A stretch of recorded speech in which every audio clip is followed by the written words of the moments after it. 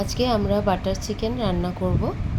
প্রথমে পেঁয়াজ, টমেটো, আদা, রসুন ভালো করে ফ্রাই করে নেব, একদম লাল করে। এতে কাঁচা লঙ্কাও দেওয়া আছে এবং আর কোনো মশলা দেওয়ার এই সময় প্রয়োজন নেই। সব কিছুকে একসাথে ভালো করে লাল করে ফ্রাই করে তারপর এখন এগুলো ফ্রাই হচ্ছে, লো বা মিডিয়াম ফ্লেমে ফ্রাই হচ্ছে। ফ্রাই হয়ে গেলে তারপরে এগুলোকে আমরা আঁচটা বন্ধ করব গ্যাসে।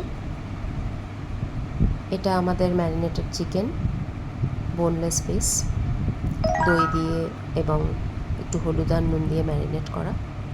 এটা হলো আমাদের ফ্রাই করার পর পেঁয়াজটা, সেটাকে ভালো করে পেস্ট করে এইভাবে আমরা ছেঁকে নিচ্ছি, যাতে কোনো রকম পুরো একদম সফট পেস্ট একটা পেঁয়াজ আদা রসুনের সফট পেস্টটা আমরা পেতে পারি।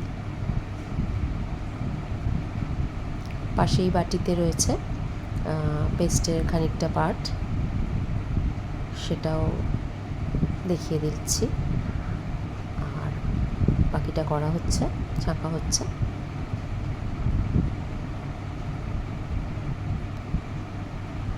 এবার কড়ায় তেল দিয়ে চিকেনগুলো ভালো করে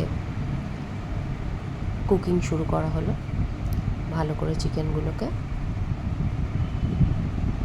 কষা হবে, যতক্ষণ না চিকেনগুলো সফট হচ্ছে ততক্ষণ এগুলোকে কষা হবে।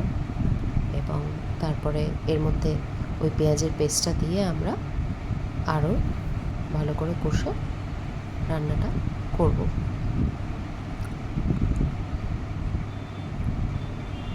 পেঁয়াজের পেস্ট দিয়ে দেওয়া হয়েছে চিকেনের মধ্যে এবং ভালো করে ফোটানো হবে।